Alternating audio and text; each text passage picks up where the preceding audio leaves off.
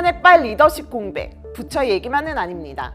통상적으로 기관장 선임은 주무부처 장관의 제청을 거쳐 대통령이 최종 임명하는 절차를 밟게 되는데요. 윤석열 대통령의 직무가 정지되면서 공공기관장 인선 작업도 사실상 올스톱됐습니다. 공공기관 경영정보 공개 시스템 알리오에 따르면 공공기관 339곳 중 70여 개가 넘는 공공기관이 기관장 공석이거나 임기가 만료된 기관장이 경영을 하고 있는 것으로 나타났습니다. 현재 기관장이 공석인 공공기관은 30여 곳인데요. 한국가스기술공사와 한국벤처투자는 1년 넘게, 강원랜드와 한국관광공사는 1년째 기관장 임명이 지연되며 수장 공백 사태가 장기화되고 있습니다. 이미 임기가 끝났음에도 전임 기관장이 레임덕 경영을 이어가고 있는 기관장 임기 만료 공공기관도 40여 곳.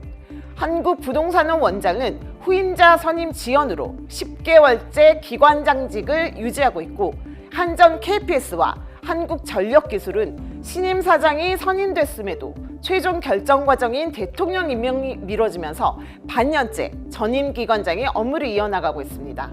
SR과 한국환경공단 등 이달 임기가 끝나는 기관들까지 더하면 80여 곳, 즉 전체 공공기관 4곳 중 1곳이 리더십 공백 사태를 맞은 셈입니다. 한 공공기관 관계자는 내부적으로 기관장 선임을 위한 임추위 구성 등 내부 절차가 진행되더라도 이후 공고를 내는 일정을 정하는 건 대통령실과도 소통을 해야 한다며 어려움을 전했습니다. 문제는 주요 기관장에 대한 인선 작업이 더 늦어질 가능성이 크다는 데 있습니다. 현재 한덕수 대통령 권한대행이 공공기관장 임명권을 행사하기가 사실상 불가능하기 때문인데요. 더불어민주당이 권한대행의 인사권에 강한 제동을 걸고 있는 데다 무엇보다 정부가 내란, 김건희 여사 특검법 공포를 미루자 탄핵 절차를 바로 개시하겠다고 예고하고 있어 인선을 생각할 여유조차 없는 상황입니다. 내년 1분기에만 한국산업안전보건공단과 한국마사회, 한국농어촌공사 등 34곳의 기관장의 임기가 추가로 만료되는데요.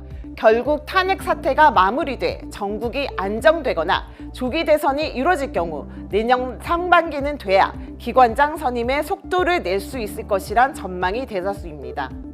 수장 인선은 늦어지고 있지만 공공기관들은 리더십 공백이 없도록 계획된 업무를 차질 없이 준비해 나가겠다는 입장인데요. 그럼에도 불안감은 지울 수 없습니다.